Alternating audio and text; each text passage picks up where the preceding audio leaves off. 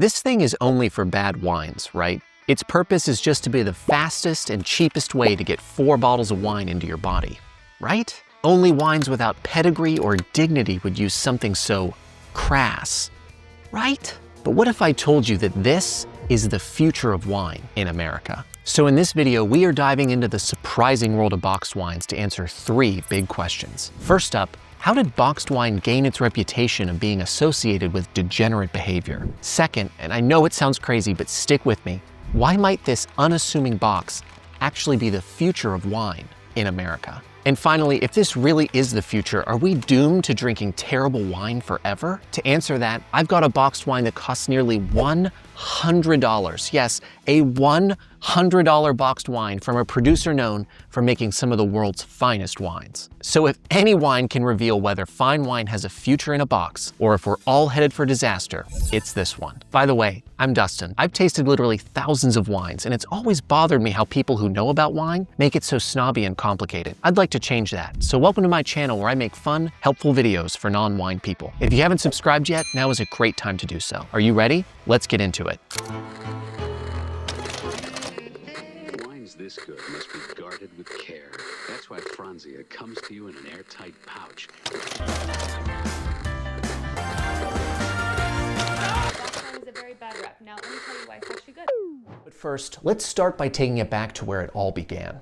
Believe it or not, the concept behind boxed wine didn't start with wine at all. It started with battery acid. That's right, the same method used to transport battery acid in the 1960s inspired one of the most revolutionary innovations in the world of wine. So how on earth did an invention meant for industrial fluids become the go-to vessel for slapping bags at parties? Well, it all started in 1964 with an Australian winemaker named Thomas Angrove. He saw potential in the bag-and-box method, which is what they used for transporting battery acid at the time. It was basically a 1-gallon polyethylene bladder filled with liquid, sealed, and then stored in a cardboard box. Angrove applied the same method to store and transport wine. But how did boxed wine become synonymous with frat parties and this? That credit goes to Franzia, which introduced the bag-and-box concept to the US in the 1980s. Already one of the country's largest wine producers, Franzia was selling over 16 million gallons of wine annually at the time. By combining their massive production capacity with the cost efficiency of boxed wine, they created the cheapest alcoholic product on the market. And when I say the cheapest, I really mean it. Let me break it down for you. First, let's take a look at a staple of the gas station drinking crowd, Mad Dog 2020. A 750 milliliter bottle has a 13% alcohol by volume and will run you about $4, which works out to around $41 per liter of alcohol. Next up, Natty Light, the cheapest, grossest beer money can buy. A 30 rack is a 4.2% alcohol by volume and will run you about $16, which works out to around $35 per liter of alcohol. Then we have Everclear, which is practically pure alcohol at 95% alcohol by volume and costs about $15, which comes to around $21 per liter. Finally, there's Franzia. Their 5-liter box of wine is 13.5% alcohol by volume and costs about $13, which works out to about $19 per liter of alcohol.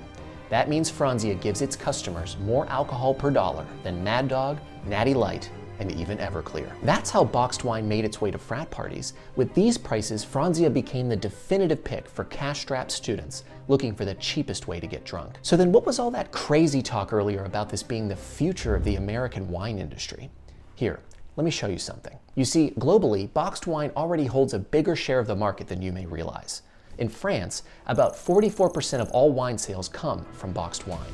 Over in Italy, boxed wine dominates their wine exports, accounting for nearly 56% of total volume. In case you need a reminder, these are 2 of the biggest wine-producing nations and home to centuries-old winemaking traditions, and they are fully on board with the boxed wine trend already.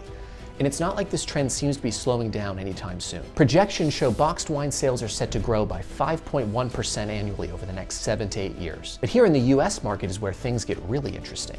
Overall, wine sales in the US have been climbing steadily in recent years. Sounds great, but if you break it down, the story isn't quite as rosy for every category. Most individual categories are struggling. For For example, bottled wine in the $8 to $11 range has seen a 6% drop in sales. Even premium wines are down, with sales falling by 4.5% this year. So how is it possible then that the overall market is growing while most categories are declining? The answer is boxed wine. Boxed wine sales have been the standout performer, and this trend gained serious momentum during the pandemic. During lockdowns, boxed wine sales surged, and they haven't slowed down since. Today, this one category is driving overall wine sales upward, even as most other categories struggle. So if the boxed wine sector continues to expand at its current pace, as all factors suggest it will, it's only a matter of time before boxed wine dominates a significant portion of the American wine industry. By the way, if you like wine and also having fun, then you'll probably like my free newsletter. Every few weeks I send out an email with valuable wine info and at least one joke my mother would disapprove of. I even do free wine giveaways, so if you're a cool person, head over to wineguydustin.com to sign up. And if you're not a cool person, don't go to wineguydustin.com to sign up. It's not for you. It's only for cool people. And honestly, we're clicky as fuck. So don't go to wineguydustin.com if you're not cool. Richard, honestly, you're on thin ice, buddy. So even Richard, we're not totally certain about. So self-introspect and determine whether or not you are worthy. And if you are, where do they go, Richard? WineGuyDustin. They go to wineguydustin.com. All right, back to the show. While it's true that boxed wine is on the rise, it still comes with a reputation that's hard to ignore. For decades, boxed wine has been associated with cheap quality and scenes like this. So if it's truly the future, does that mean we're all doomed to drinking terrible wine for the rest of our lives? That brings us to this, the Tablas Creek Red GSM blend, crafted by the Perrin family, the same folks behind the legendary Chateau de Beaucastel in France. This wine retails at nearly $100, and yes, it comes in a box. Think about that for a second. A world-renowned producer famous for their exceptional wines has put one of their creations in a box. Honestly, it's unheard of. So does that make them ahead of their time or just plain crazy? Because as far as I can tell, this one box could tell us everything we need to know about the future of fine wine. Is this the breakthrough that proves boxed wine belongs on the table with the greats? Or is it proof that some things are better left in bottles? Let's find out.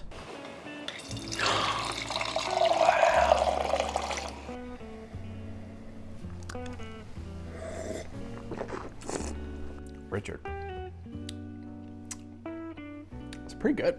It's pretty good. That's fine wine. It's appreciably fine wine. It's bright, it's crisp, it has that delightful little pencil shaving, earthy, minerally thing going on. It's got some real character, but it came out of a box. It's really good. I really enjoy that. This is an absolutely classic GSM blend. GSM means Grenache, Syrah, et Mourvèdre. It's one of the most approachable styles of blended wine that's made famous in the Rhone Valley of France. And this wine is a great expression of it. It's simple, easy to drink, but has a lot of really great complexity, especially the kind of complexity that I like, which is that peppery zestiness. This rocks. It's really, really good. And I honestly can't believe I'm saying it, but I like boxed wine. Thank you so much for watching. If you haven't subscribed yet to the channel, now is a great time to do so. The more subscribers we get, the larger and more expensive these videos will be for you in the future. On a quick personal note, if you know someone facing a terminal diagnosis, is caregiving for someone, or lost someone close to them, my wife built a platform called Good Grief. After she lost her father to cancer, she set out to build something to help others. It uses science-backed tools to help families through the hardest parts of that journey. So if you want to send something that's more useful than flowers, head over to sendgoodgrief.com to check it out.